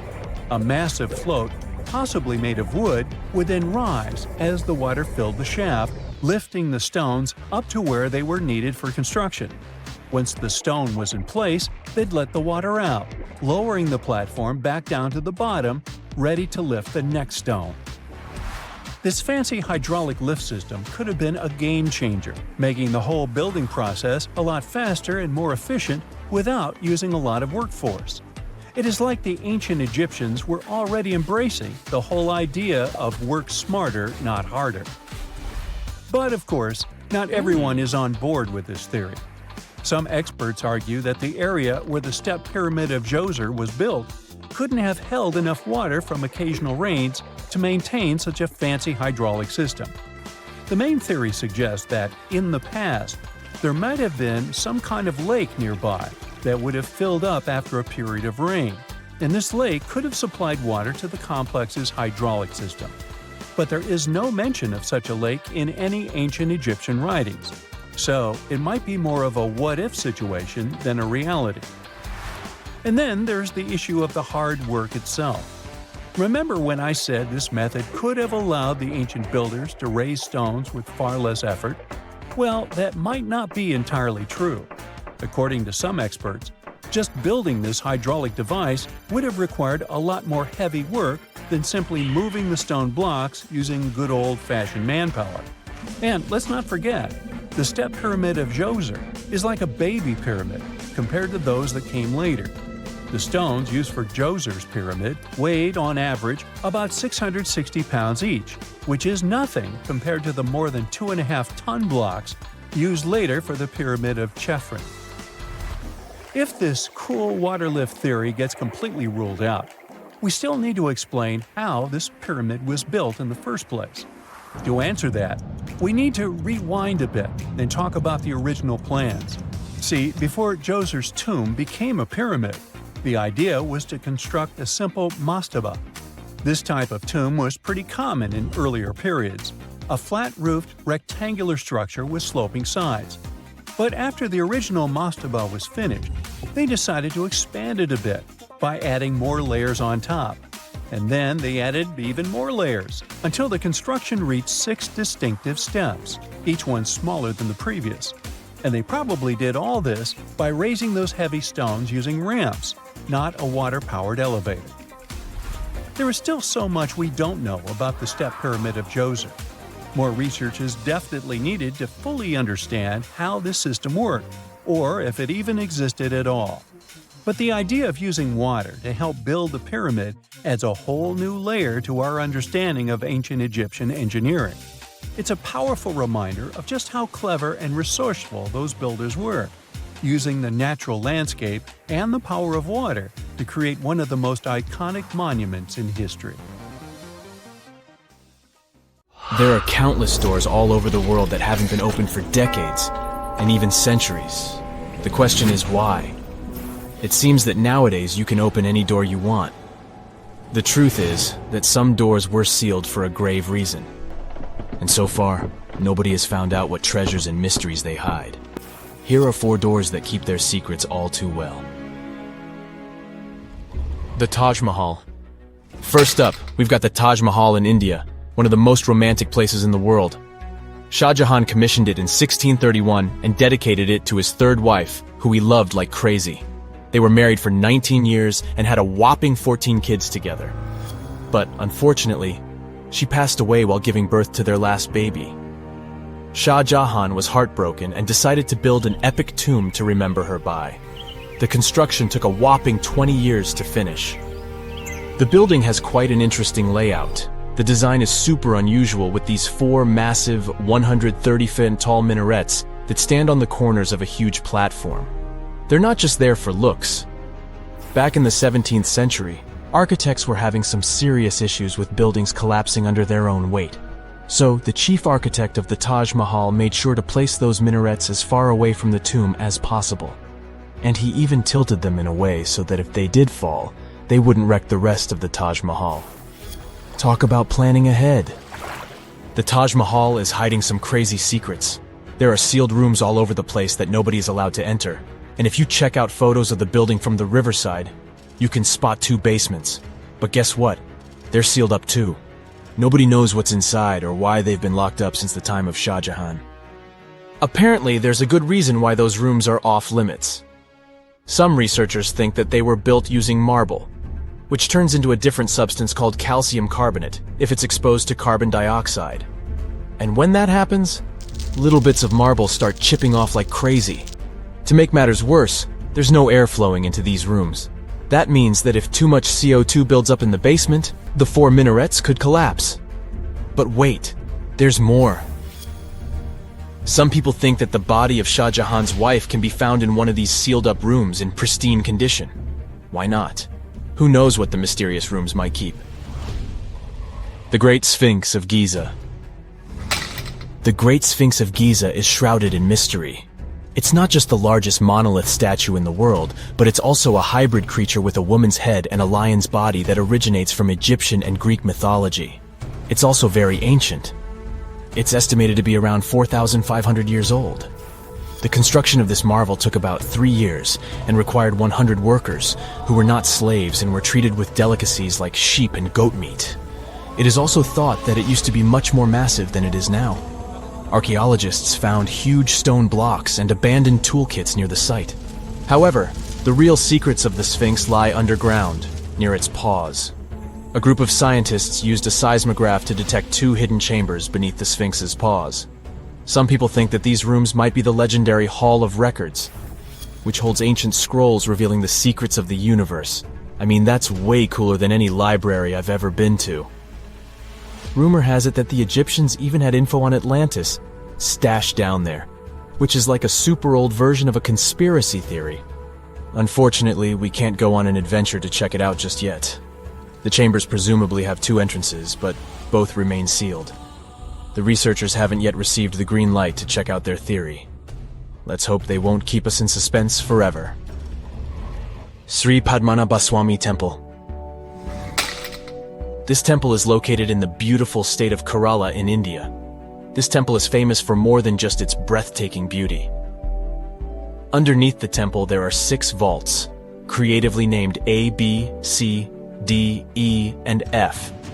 The enormous iron doors to these chambers add to the mystery of what's behind them. A few years back, the authorities decided to open these vaults to the world, but it wasn't an easy task. You can't just open the doors and enter the vaults. It required a lot of work. It took them a while, but finally, in 2011, they opened 5 of the 6 chambers. And guess what they found? Tons of treasure.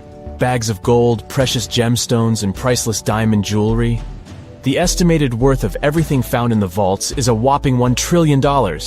It's like the temple was the real-life inspiration for Aladdin's Cave of Wonders. But wait, I said 5 of the 6. What happened to the last one? Vault B has remained closed, but not for lack of trying. They simply didn't manage to open it. There is even a belief that it's fatally cursed. Legend says that only a saint or sage can break the curse by chanting a specific mantra. But no one has been able to do this yet, presumably because we don't have saints or sages at our disposal. There is also rumor that in the 30s some temple invaders tried to enter Vault B to do some good old looting. But they never reached their target. Apparently terrible snakes materialized out of nowhere and chased the gang away. But of course, this is just an urban legend, and there is not proof of that. However, it is said that the Auditor General dealing with the temple claimed that Vault B had been opened at least 7 times since 1990, and nothing bad happened to anyone who entered. Who knows? Maybe we should send Indiana Jones to check it out. The First Emperor's Tomb. Deep under a hill, completely undisturbed and surrounded by dangerous traps, lies an ancient 2,000-year-old tomb. It belongs to Qin Shi Huang, the first emperor of China. He was born in the Qin state and became king when he was just a boy. But when he grew up and gained full power, he united the warring states ancient China was divided into by conquering them. After that, he created the Qin dynasty. When he died in 210 BCE, they buried him deep underground in a massive tomb. And when I say massive, I mean massive! Back in 1974, some farmers in Xi'an, China, stumbled upon something strange while digging a well, a huge terracotta soldier. This discovery led to an extensive archaeological dig that has continued for over 40 years, revealing a collection of thousands of clay soldiers. The unique thing about these soldiers is that each one has its own unique features, from hairstyles to facial expressions. It's believed that there could be up to 8,000 of these soldiers, but only 2,000 have been found so far. Interestingly, the central tomb, which is believed to be the resting place of the emperor, is still untouched. In ancient records, there are references to a vast underground city that the emperor built, complete with scenic towers, palaces, and whatnot. Sima Qian, a Han Dynasty historian, wrote that the tomb was adorned with treasures and had space for hundreds of officials, but the lack of technology to properly examine the site is what's holding things up. Qin Shi Huang was surrounded by liquid mercury in his tomb, with 2 of the streams representing the major rivers of China, Yellow River and Yangtze. The ancient Chinese believed that mercury could provide immortality, but it could have also caused the emperor's death since he regularly took mercury pills to prolong his life. The dangerous levels of mercury contamination in the soil near the tomb are the main reason why scientists are reluctant to explore it. It could be very dangerous both for people and for the environment. Now, if I had to choose which door to open, I'd probably go for the one that doesn't lead to a tomb surrounded by poisonous mercury. Call me crazy, but I'd like to avoid any potential health hazards. You find yourself at a food fair in Iceland when you see it for the first time. Volcano bread. You eat a slice and oddly enough, it actually tastes good. Unsure of how this works, you check out the baking process. Is this kitchen really strange looking, or is it just me? The baking spot is in nature, specifically in a hot springs field. You better watch your steps so you don't get burned by the hot vapor jolting from the ground. Now, a local baker shares their traditional rye bread recipe with you. Rye flour, check. Yeast, check. You mix it all together and pour it into a metal pot. Next on the list is digging the hole where you'll place the pot to bake. You dig for about 16 inches until you can see the water bubbling from the ground. If you want to do it like a local, you'll use your finger to check the water temperature. Yikes, that's hot. Actually, the ground is heated by lava. Iceland is one of the most volcanic regions in the world, with over 30 active volcanoes at any one time. After you bury the bread in volcanic soil, you leave it there and wait 24 hours until it's ready. The next day, the bread is fully baked and super tasty. And the best part is, you just participated in an ancient Icelandic tradition. People have been doing this since at least the 1800s. Imagine it's your first day of work in a museum, and your assigned task is to clean the mask of Tutankhamun. You grab your cleaning utensils and then, oh no, this can't be happening. You just broke Tutankhamun's beard. I never wish this to happen to anyone, but this is actually a true story. Back in 2014, an employee at the Egyptian Museum knocked off the beard of Tutankhamun's mask and glued it back on, hoping no one would notice. This mask was discovered in 1922 and is considered one of the 10 symbols of our human civilization. Oh, and the best part of this story? It took historians until 2016 to discover the poor glue job. So, if you visited the museum between 2004 and 2016, maybe you saw the glued beard. If I say Sahara, what comes to mind? An infinite desert landscape, right? Well, according to scientists, the Sahara isn't always a desert. From time to time, it becomes green. But you probably won't be seeing this in your lifetime. Every 10,000 years, the Sahara lives through a humid period, where the sand gives way to lush green vegetation and sparkling lakes. This happens due to a tilt in the Earth's axis, which affects different weather patterns around the globe. Can you imagine the Sphinx surrounded by rainforest? It's mind-blowing. And speaking of the Sahara, say you traveled back to 1800 BCE. If you timed it right, you might get to see the construction of the so-called Black Pyramid in the city of Djoser. These are not the famous Giza pyramids, but they serve the similar purpose of being a final resting place. In 1892, archaeologists excavating the area found an important part of the Black Pyramid that was lost for centuries. The benben, also called a pyramidion, was the tip of ancient Egyptian pyramids. A benben consists of a solid block, usually made of limestone. Most of them were covered with gold and reflected the first rays of light from the sun every day. Can anyone get me a time machine, please? Remember when you ate something really spicy, your cheeks turned red? Apparently, that can happen to birds too. For example, canaries can change colors after eating peppers. These birds have a special pigment that allows them to switch shades depending on their diet. So, if a yellow canary eats red peppers, it can turn orange or red. Can rocks move on the ground on their own? Well, you might be under that impression if you visit Racetrack Playa in California. The site is a dry lake bed and home to one of the world's strangest phenomena, the so-called sailing stones. Think 100-pound rocks moving around alone, leaving behind trails as long as 1,500 feet. They were discovered in the 1900s, and until recently, no one was lucky enough to be on the site while they were moving. It was only in 2014, after much observation and research, that scientists solved this mystery. The sailing stones appeared because of the perfect balance between wind, ice, and water.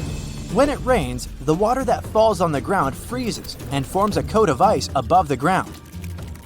If it's windy, the rocks are easily pushed around, sailing along the lake bed. But hey, if you ever visit Racetrack Playa, don't disturb the rocks. On the western coast of France, you'll find the vacation hotspot known as the island of Ré. It attracts tourists looking for scenic landscapes and beautiful beaches, but that's not all it's famous for.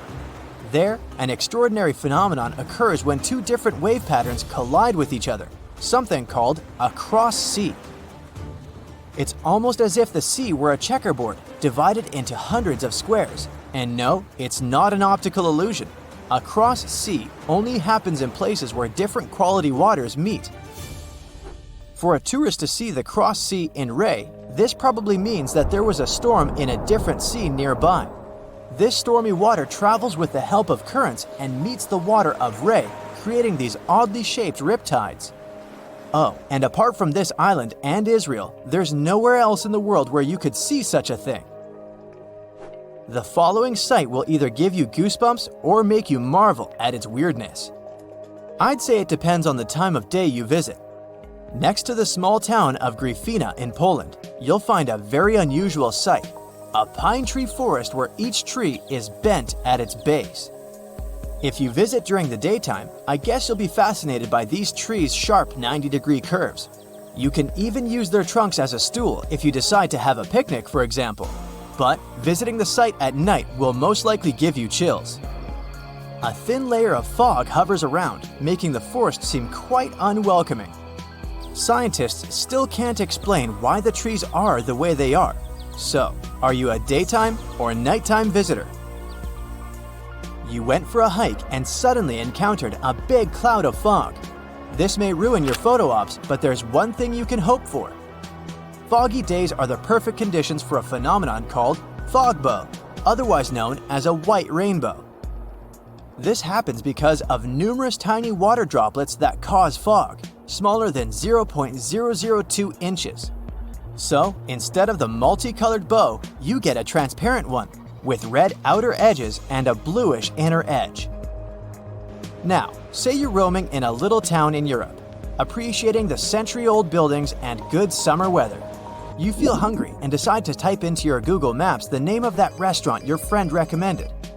Ah, it's only 10 minutes away by foot.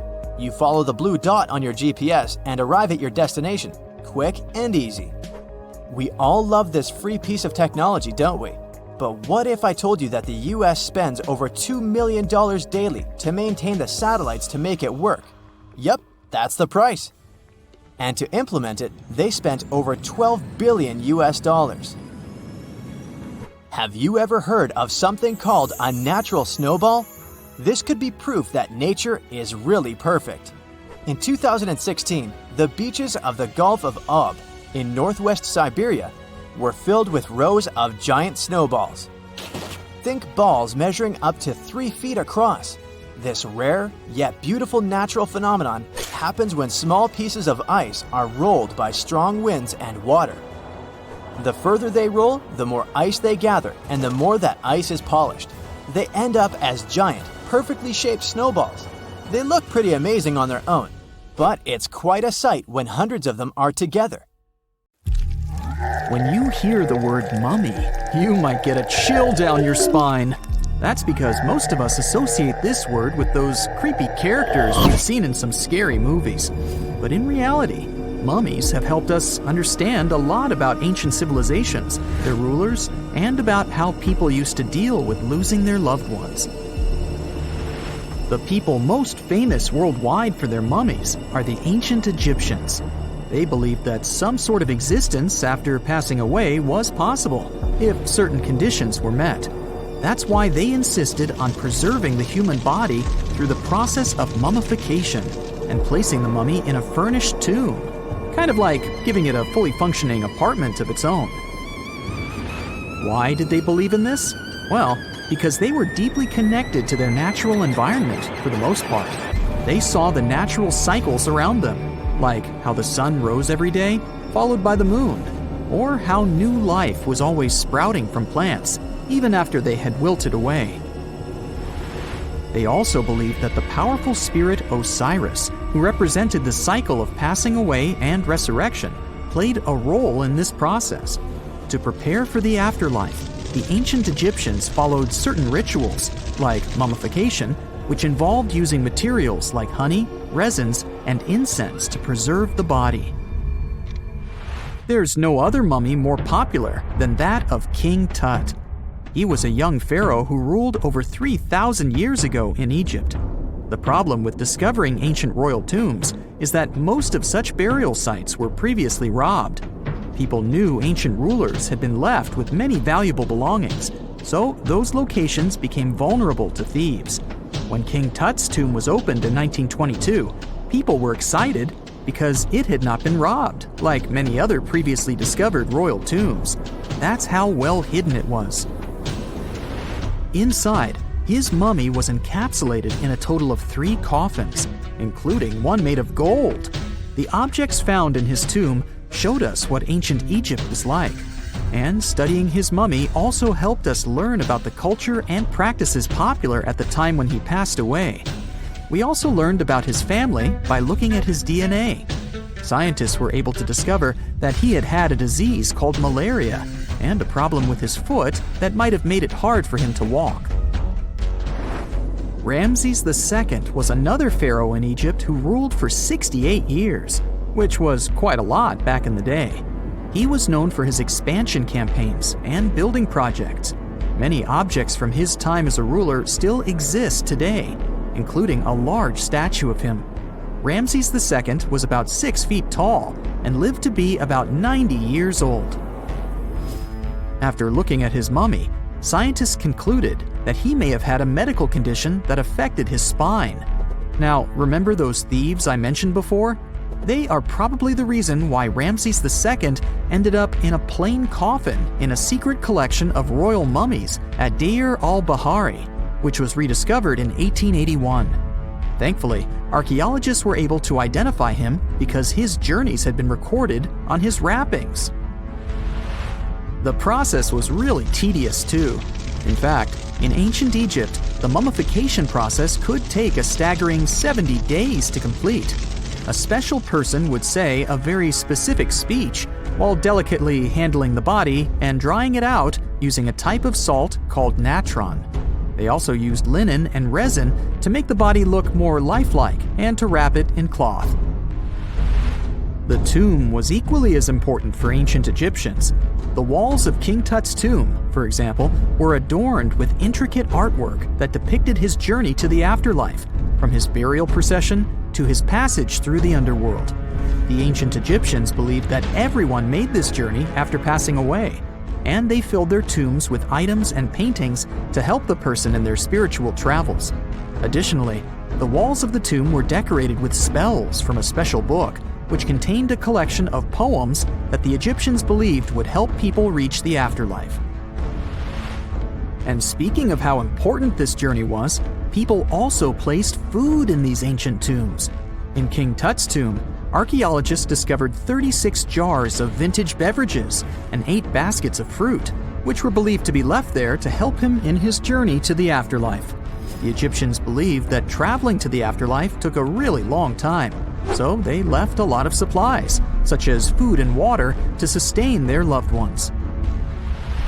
Pharaohs also generally had numerous luxurious garments and beautiful jewelry in their tombs to ensure that they would have a fashionable journey.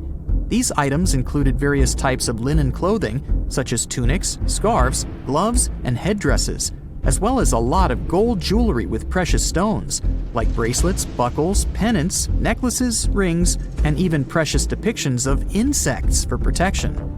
Some were also deposited with fans made from ivory and ostrich feathers to keep them cool in the afterlife.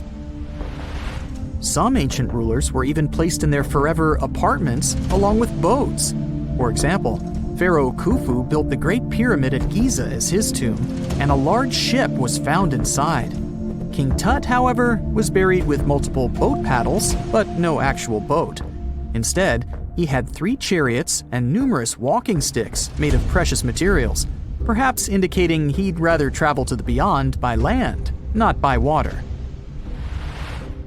Amongst the most interesting objects found near ancient mummies are bottles of oils and perfumes.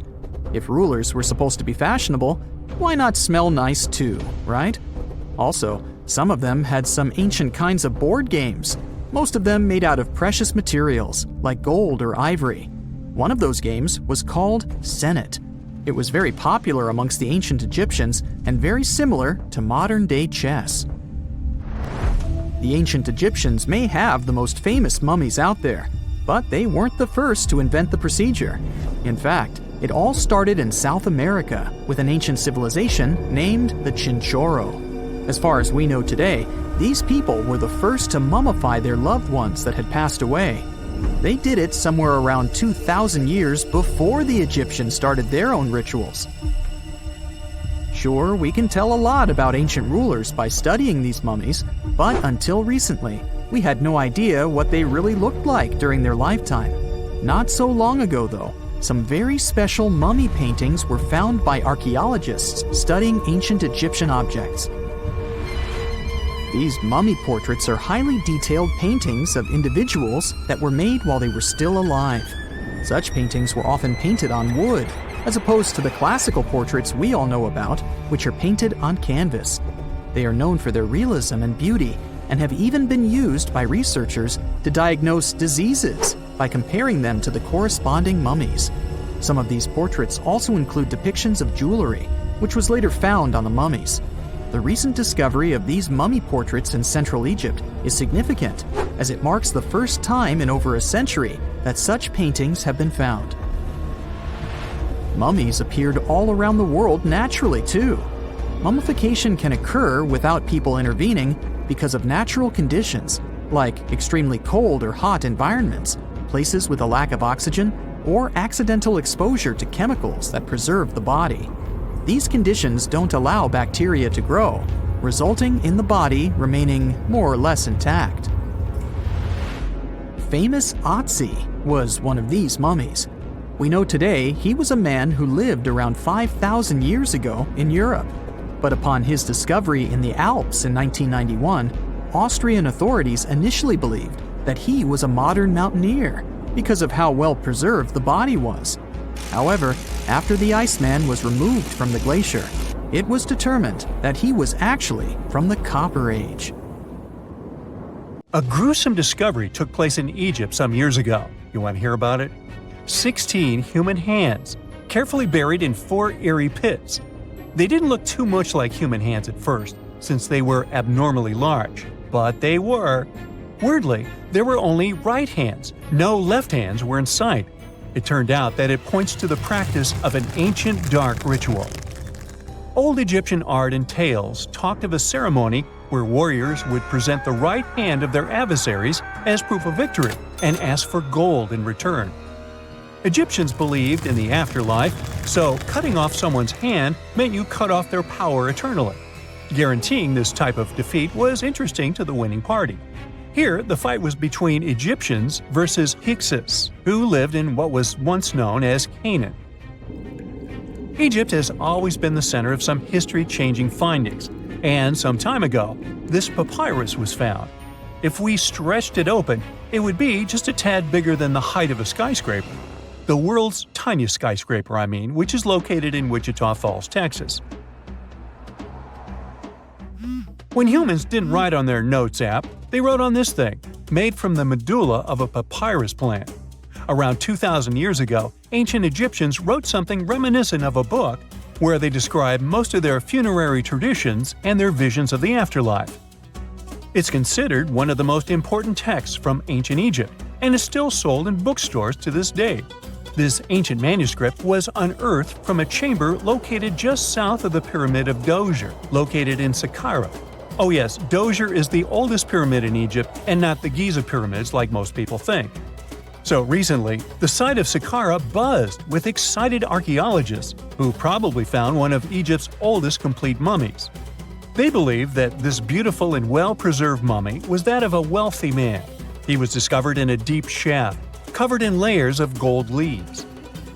There are many symbols that show he was an important and wealthy man, like the band he wore on his head, the bracelet on his chest, and the fact that he was embalmed with a tunic, which was reserved for Egypt's finest. The most exciting part of the entire discovery was finding the resting place sealed with mortar, just as the ancient Egyptians had left it 4,300 years ago.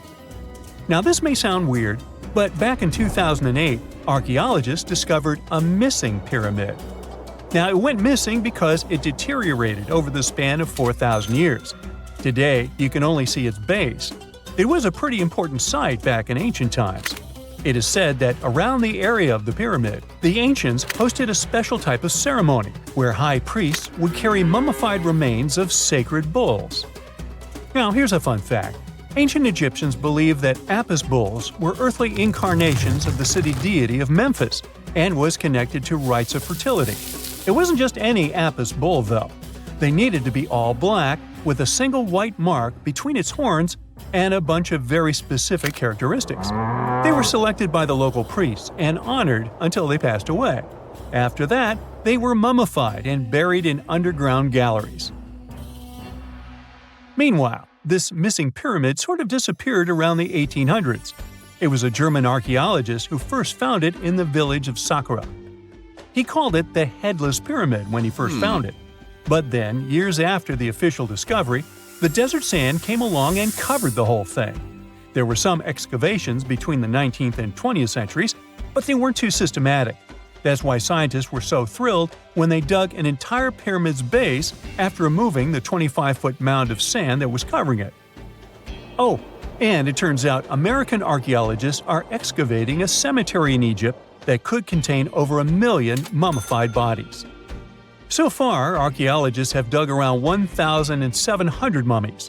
One of the main differences from other classic Egyptian mummies is that these people weren't kings and pharaohs.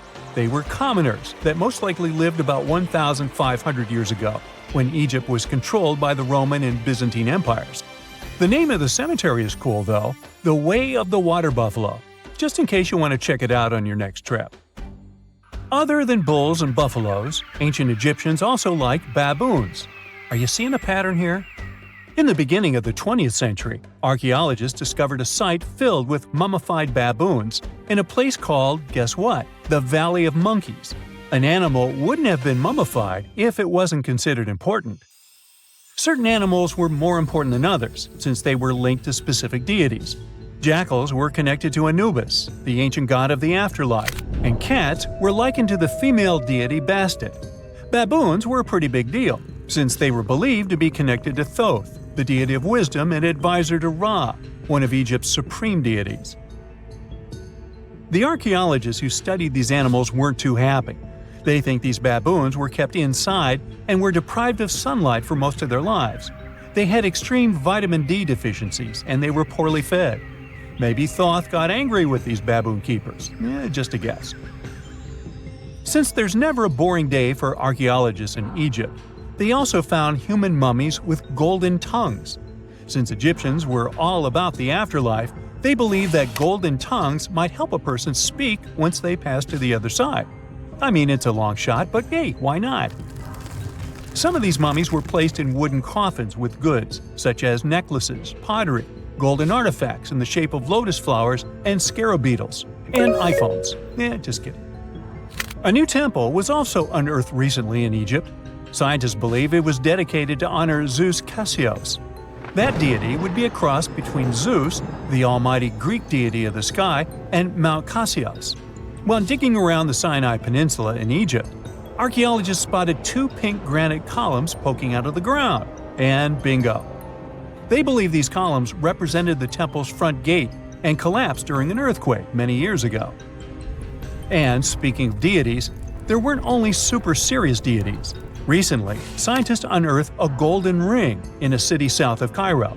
No, Frodo, it's not magical. It was a normal gold ring, but it had the depiction of the deity of fun, officially named Bes. This deity is often described in sacred texts as a happy chubby dwarf. Today, many tattoos we get are sorta deprived of any sense and are made of aesthetic purposes only. In ancient Egypt, though, women would get tattoos as a token of protection for childbirth. That's what scientists think, at least. Around the Nile region, scientists found some mummies that had well-preserved tattoos, which is a rarity since the skin deteriorates so easily. 2 of these women tattooed their lower backs, and the drawings were simple.